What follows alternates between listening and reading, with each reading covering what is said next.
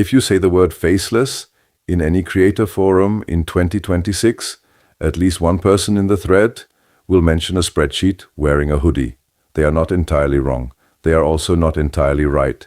And the difference between those two sentences is the entire reason this video exists.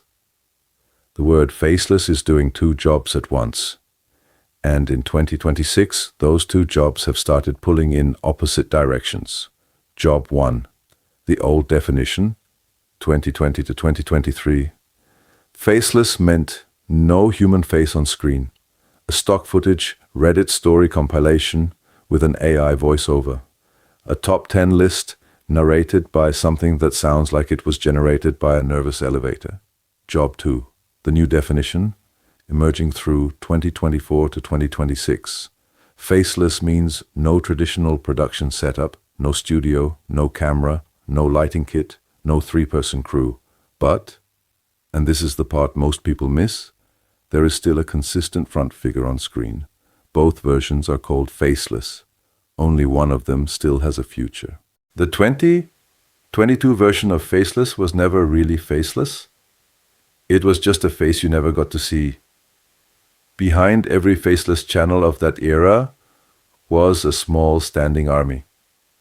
One freelancer wrote the script, a second freelancer designed the thumbnails, a third freelancer edited the video, a fourth freelancer designed the titles, a fifth freelancer recorded a voiceover. Sometimes a sixth freelancer ran the Slack channel that coordinated the other five. That was the operating cost of Faceless in 2022. By 2026, most of that pipeline is either replaced or augmented by AI tools. The Slack channel does not need to be staffed anymore. The army has been thanked for their service. That is the actual production shift, not no face on screen. The economic and operational layer underneath the channel. A small clarification before this next part, because the topic is easy to misread. This is not a position against the use of AI to produce videos. We use AI in nearly every step of what we do on this channel. The position is about something more specific, and we will get to it properly later. But it matters to say up front, there's a temptation that comes with this shift, and it is worth naming. Because the cost of making a video has collapsed, a category of channel has emerged that does exactly that. Makes a video. Not a video that helps anyone, not a video built around a point of view. Just a video shape that fills 9 minutes of platform inventory. You have seen these? Stock footage, generic AI voiceover, topics not so much covered as walked past. A factory output of content-flavored product. This category is what most people now mean when they say faceless with a frown. And by mid-2026, the viewer can tell. The viewer has always been able to tell. The algorithm is just finally agreeing with them. So here is the position this channel is going to take, clearly and without apology. For the second half of 2026 and beyond, we do not recommend a fully no-face AI-generated channel as a starting strategy. The market for that is saturated, the trust signal is gone, and the viewer is exhausted. What works instead is a faceless production that still has a recognizable front figure on screen. It can be a digital twin of a real person, the form we use on this channel. It can be a fully constructed 3D animated character. There are well-known channels in this space that do exactly that, and they do it well. It can be a hand-drawn animated host. It can be any consistent visual presence that the viewer can latch onto, recognize across episodes, and remember, form does not matter. Consistency matters. The front figure is the anchor that turns a stack of videos into a channel. A front figure does not need to be a recorded human, but it does need to be a consistent voice and a consistent face, even if that face is an animation that you would never confuse with a real person. The mistake of the pure AI-slop era was treating the front figure as optional, as if the content itself was enough. The viewer disagreed. The viewer needs a thing to come back to, a character, a point of view that wears the same outfit on episode 3 that it wore on episode 1. That continuity is what builds a channel. The avatar is not the gimmick. The avatar is the architecture. This next part is going to be more personal than the rest of the video, so let me say it plainly. From the very first days of YouTube, the channels that built durable audiences had something in common. They had a face, not necessarily a real human face. Sometimes it was a comic icon, a hand-drawn character, a logo with a voice, a recurring mascot. Sometimes it was a two-dimensional cartoon. Sometimes it was a three-dimensional rendered host. The form changed. The pattern did not. Channels with an identifiable presence on screen built audiences faster, kept them longer, and converted them into followers more reliably than channels that hid behind anonymous narration. That is not a moral statement. It is an observational one. The reason has nothing to do with celebrity culture or influencer worship. It is more basic than that.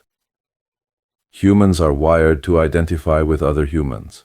When a viewer lands on a channel for the first time, the first instinct, even before they consciously evaluate the content, is to ask a quiet, almost subconscious question. Who is behind this? Who made this? Who is pulling the levers in the background? That instinct is not a search for a secret. It is a search for an anchor. The viewer wants something to attach the recognition to. A name, a face, a voice, a consistent visual presence that returns next week. You can solve that with a brand mark, and many channels do. A logo, a color palette, a consistent typeface, these all work to a point. But out of the literal billions of videos on YouTube, the easiest single signal that separates one channel from another in the viewer's mind is whether there is some form of recognizable figure on screen. A human, an avatar, a character, any specific repeatable presence. When that signal is there, identification becomes easier. When it is missing, the viewer has to work harder to remember what made this channel different from the 17 other channels covering the same topic. Most viewers will not do that work. They will just keep scrolling. So that is the first observation. Faces, in whatever form, have always quietly won. The second observation is about timing. For most of YouTube's history, putting a face on a channel required either an actual on-camera production setup or a custom animated character that cost a small studio's worth of money to maintain. Both of those routes locked the format behind real budget and real time commitment.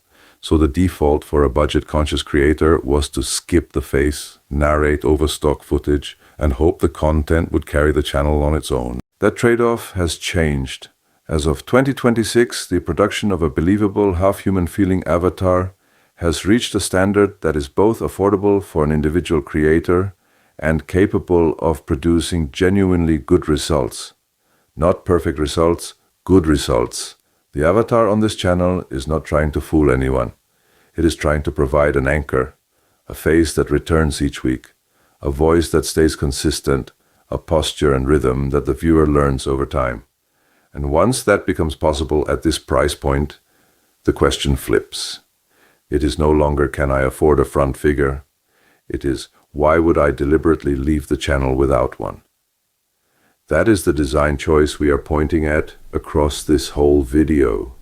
A quick clarifier, because the AI conversation is loud and easy to misread. This is not a position against AI. We use AI in nearly every step of producing this channel.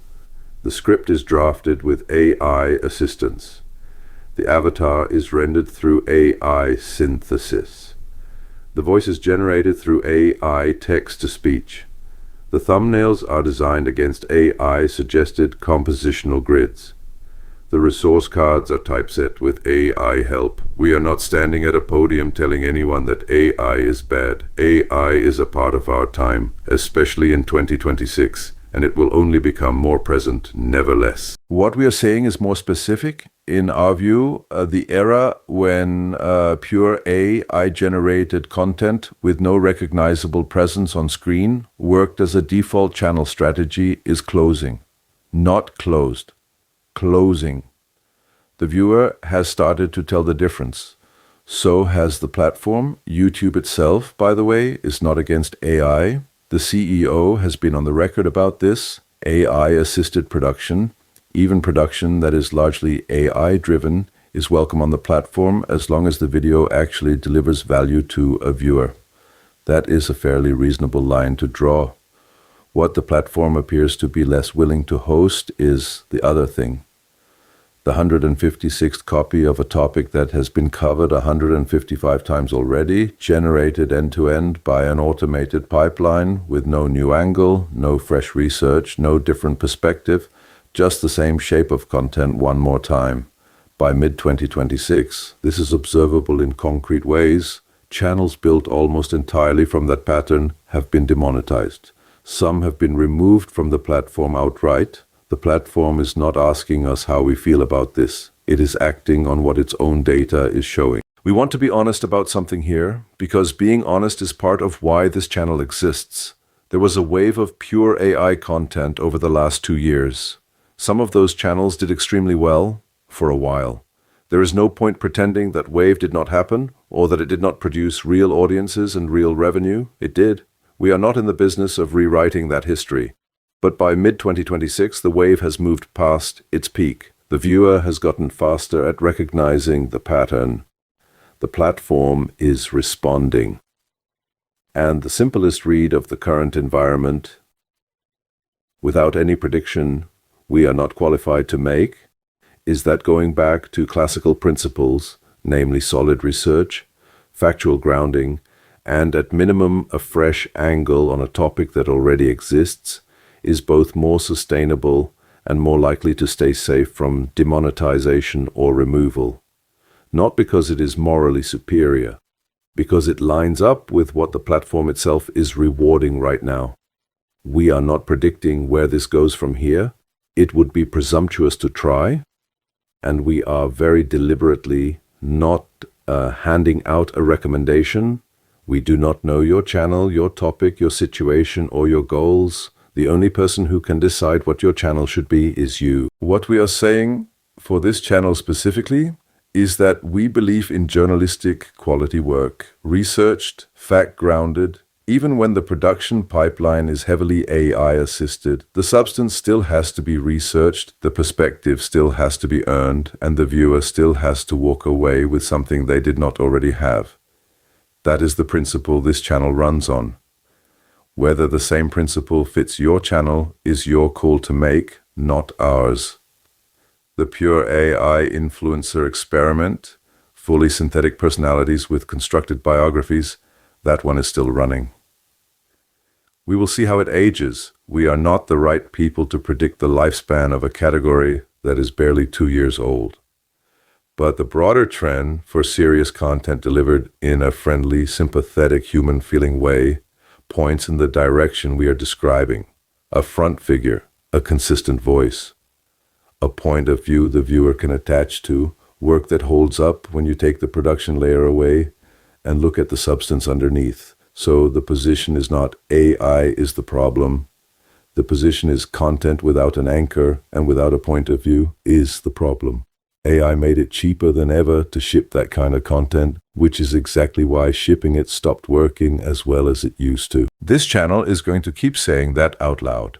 Not because we want to pick fights with creators who chose a different path, because the seriousness of our work, the tools we build, the tutorials we publish, the resources we hand out, deserves to be paired with a seriousness of position on questions like this one. But, and this matters, every creator is their own captain. We are sharing an opinion, not handing down a verdict. We do not believe we have the right to declare a rule from the outside, especially in a situation that is still moving as quickly as this one. The only honest thing to do is to explain how we work, why we chose to work that way, and let the rest stand on its own. We have an opinion. We are going to share it. And then we are going to let it stand on its own. That too is a design choice. A quick note on how this channel sits in the broader category. Some channels in this space teach the tools, some channels build the tools. We chose to do both, and that is a decision, not a brag. Teaching keeps us honest about how the pipeline actually feels from the outside. Building keeps us honest about what the tools actually do on the inside. Either lane works. 2 lanes is just how we set this one up. Everything else in this video applies regardless of which lane you are in. So if faceless in 2026 means automated pipeline with a consistent front figure, 4 rules follow. They are not negotiable on this channel, and they should not be negotiable on yours either. Rule 1, disclosure. If the host is an avatar, say so, not as an apology, as information. The viewer deserves to know how the video is made. Rule 2, accountability. A faceless channel is not a responsibility-free channel. The avatar does not absorb the blame like a digital scarecrow. If the advice is wrong, the production method is not an excuse. Rule 3, substance. If you remove the avatar, the script should still be worth reading. If you remove the animation, the idea should still hold. If you remove the music, the explanation should still make sense. Rule 4, repeatable substance. A faceless workflow should let you make the next video easier, not lower the standard of every video to fit the workflow. The pipeline serves the work, not the other way around. These 4 rules are the spine of the card on the resources page. We will get there. There is a quieter benefit to a faceless production that is easy to underestimate. It removes one specific friction that on-camera creators do not always talk about. Every camera-based recording day begins with a small emotional negotiation between the creator and the mirror. The lighting is wrong, the haircut decided to commit a crime overnight, the shirt that looked fine yesterday now reads as either too formal or too casual for the topic. 30 minutes evaporate before the first take. A digital twin or a 3D character does not have a haircut opinion. The avatar shows up. The avatar wears the shirt it wore last week. The avatar is, in this one specific way, mercifully predictable. That is not the main reason to choose this format, but it is a reason that experienced creators will quietly nod at. The hardest test for any faceless channel, including this one, is what we call the substance test. If you removed the avatar from the screen and just left the audio and the diagrams, would the video still be worth 10 minutes of someone's life? If yes, you have a real channel. If no, you have a video shape. The card on the resources page makes that test concrete. 7 anti-slop anatomy checks. Things like, does the script have a real point of view, or is it a topic-grazing summary of summaries? Does each visual earn its place, or is it expensive wallpaper? Is the pipeline disclosed, or is the viewer being asked to assume? 7 yes checks. You are running a design choice. 3 to 5, patch first. Less than 3, you are running a slop factory, and the algorithm will eventually figure that out. Some viewers will notice that the jokes on this channel are dry enough to require adult supervision.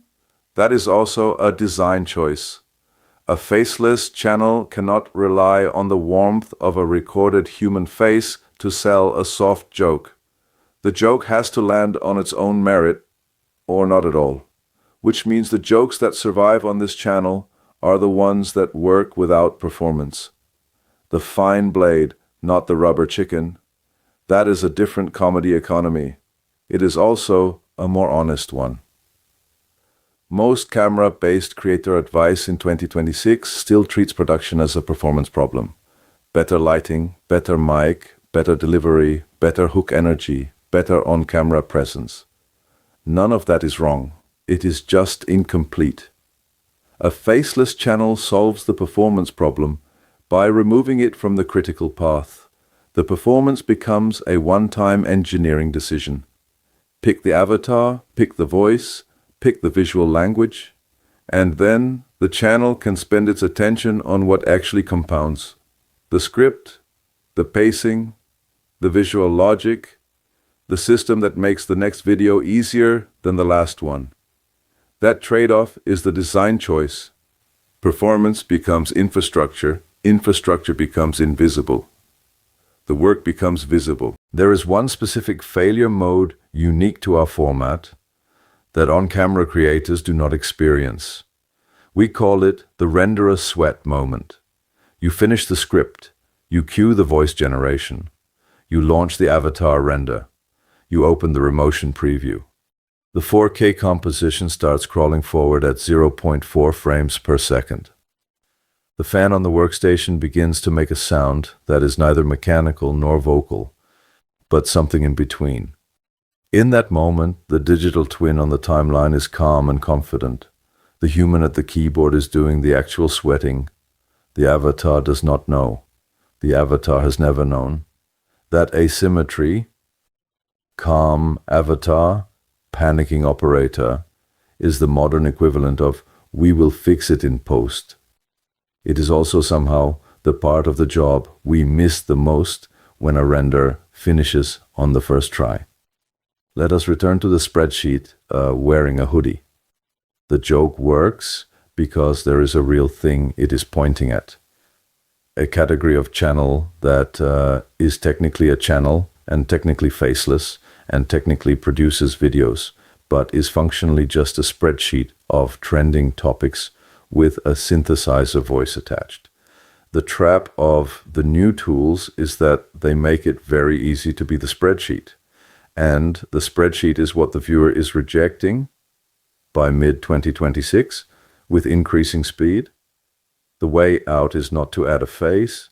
The way out is to add a point of view. The avatar is just the visual proof that a point of view exists. The card is on the resources page, Faceless YouTube Automation HQ.com/resources. This one is V10, Faceless Design Card, the 2026 redefinition. Section A is 5 fillable lines that map your current setup.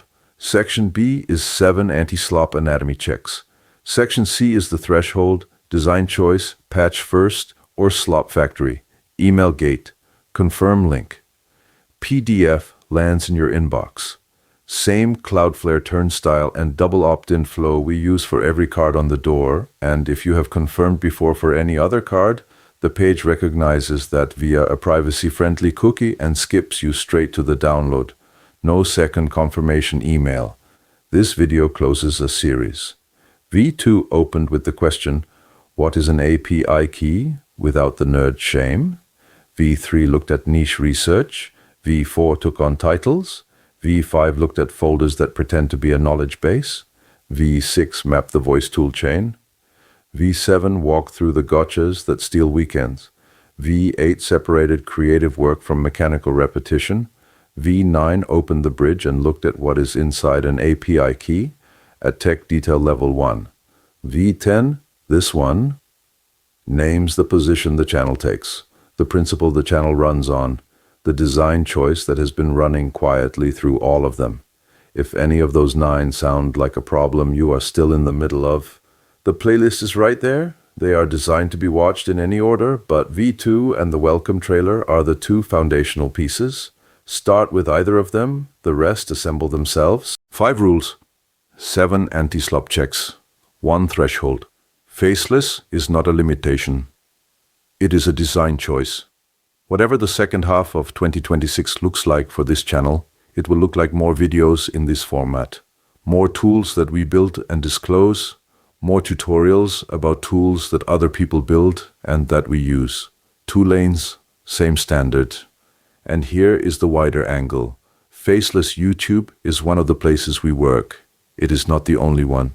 We come from software architecture, both sides of the stack, and we believe that in 2026 it has finally become simple to ship tools that do useful work quickly. So we built them. 5 so far. Some help creators decide what to make and when to ship it.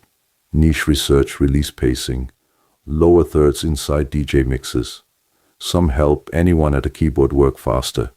Dictation across languages, local first knowledge over your own files, Different surfaces, same standard underneath. Our audience is not only creators. Anyone who spends most of their working hours at a computer, creative, technical, or simply diligent, is on our list. And if there is something you wish existed and does not, write to us. We read every message. The channel and the tools grow side by side. What we figure out on one side feeds the other. To see what is already running, maracon.at. More will join over time. If you stayed through all 10, thank you. The next batch will assume you did. We have an opinion on the questions in this video. We have shared it. We are not the channel that tells you what to do. Every creator gets to choose their own path, and the only person who has to live with the choice is the one who made it. Our job is to explain how we work and why. And to be honest, we do not know how this is going to develop from here either. Nobody does. The platform is shifting, the tools are shifting, the audience is shifting. But if you are curious to find out alongside us, you are very welcome to stay. We will keep working, keep publishing, and keep saying what we see. And you can decide, episode by episode, whether any of it is useful to you. See you on the next one.